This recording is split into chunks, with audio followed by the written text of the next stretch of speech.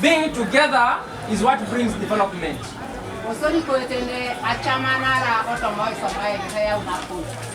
Being people who always agree upon an issue is also what brings development.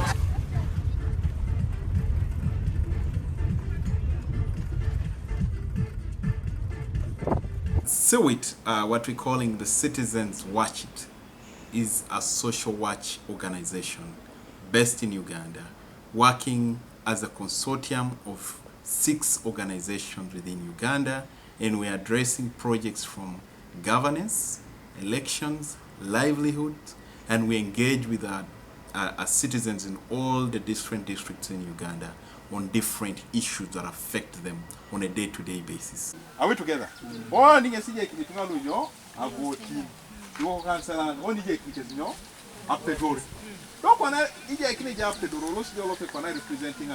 It's very important for CIWIT to continue addressing the challenges that affect citizens so that we are able to mitigate and improve human rights that affect the citizens, to improve the state of livelihood that affects citizens, but overall to empower citizens with the knowledge and information to be able to engage the different stakeholders of governance so as to improve their way of life. We mobilize citizens through our members and partners in the different regions.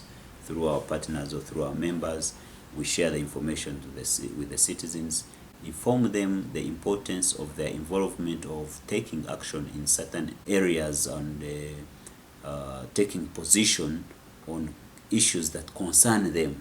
So that kind of mobilization is just some kind of a structured mobilization from the top to the region, from the region to the different groups and organizations, and then to the citizens. But also most important is that the citizens get information that is shared through fact sheets, through mails, through presentations made, so that they are able to appreciate the issue of concern and then take a position as citizens. And when a position is taken, then that is when the effectiveness of the mobilization starts. My name is Sarugu Julius. I work as a project officer, Public Affairs Center of Uganda, in short PAC. PAC is a member of CIWIT, where CIWIT is a consortium. We have been out in the field implementing a project called Finance for Development as CIWIT and Oxfam as partners. After the training in October about taxation, I organized my members. I had a training with them whereby I highlighted those issues on taxation and they welcomed the idea. After I trained my members, we went out to the community. We had a community meeting on sensitizing the community on taxation, whereby in Kiere sub-county, people didn't know about taxation. They were paying taxes, but they didn't know where their money was going.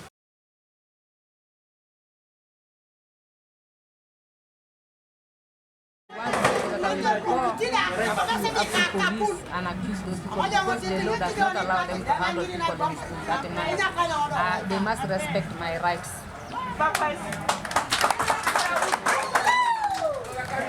We were together with the PAC Uganda, of course CIWIT, and the community was given an opportunity to share on what exactly is on ground, where of course they raised many issues, of course health, education, the business community. Everyone had their own experiences. Of course those are issues that are burning them, and calling upon PAC Uganda to intervene and find ways of helping them. Then of course the other day on Wednesday, it was the same, almost similar issue on taxation. So basically this has been this, and now the purpose for this being on radio, it also helps the other communities that are perhaps faced with some challenges, similar challenges, to be addressed. Of course, as you know, media cuts across and goes to many people at a go. So the purpose here, why we partner with the PAC Uganda together with CIWIT, is to simplify on message dissemination. That training has influenced most people, and they are happy about it, and they're encouraging us to continue. That is what I can tell you.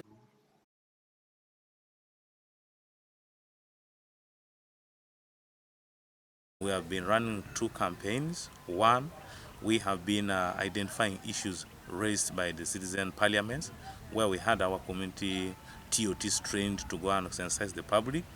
Secondly, we have also been running a campaign on the new bill that is on taxation, income bill, where members of parliament want to be exempted from taxes.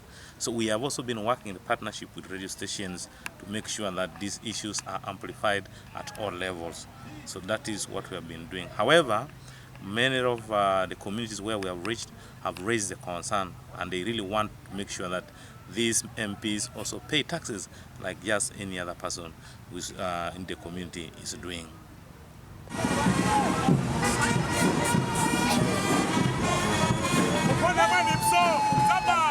If they pay the taxes, this can help in improving on our infrastructures, schools, hospitals. We have bad schools. We haven't yet reached the standards.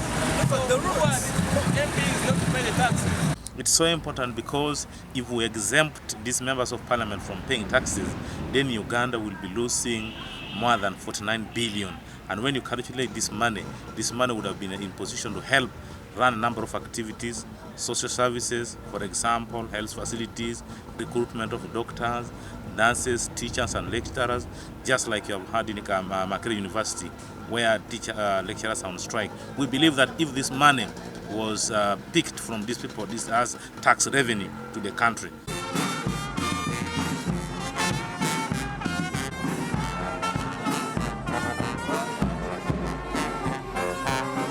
We involve neighborhood assemblies because these are communities who mobilize themselves within the village setting, and they are the part of information that can be shared. We cannot move everywhere, but these communities sit per month, they interact with the communities, they share with the communities, and they are able to generate issues. That's why we're basically working with them, and they feel being part of the system to make sure that we achieve services that we want.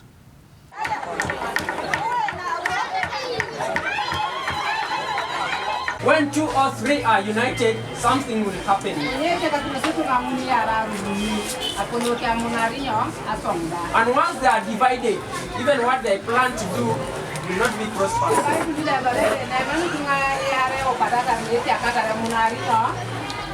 Likewise, the Bible says, whenever 2 or 3 are not together, the work will not be done.